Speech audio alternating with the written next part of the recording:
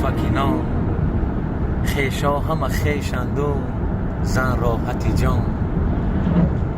در کیسه نداری زر، در سرفه نداری نان، خیشا همه بیگانند و زن آفتی جان. آن زنی که در نکاحی شوهر است،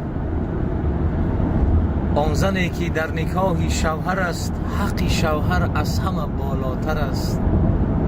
حق شوهر به از حق پدر، دان که حتی به زی حق مادر است. پس بدان ای خواهرم در دو جهان، احترام تو در دست شوهر است. احترام شوهر در نزد خدا، از نماز و روزه تو بهتر است. روز تا روز آدمی به قدر و قیمت می شود. روز تا روز آدمی به قدر و قیمت می شود. می خورد نان و نمک از پشت غیبت می شود. لذت هر میوگی کمتر و کمتر می شود. نفسی آدم روز تا روز مثل اژدر می شود.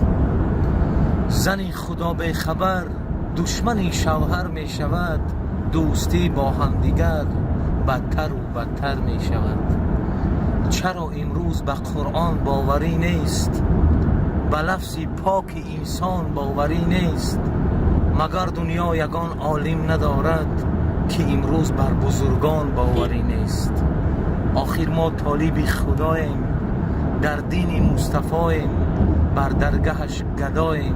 سلطان ما محمد، سلطان ما محمد صلی الله علیه و سلم. زنده باشه مردم، سلامت باشه.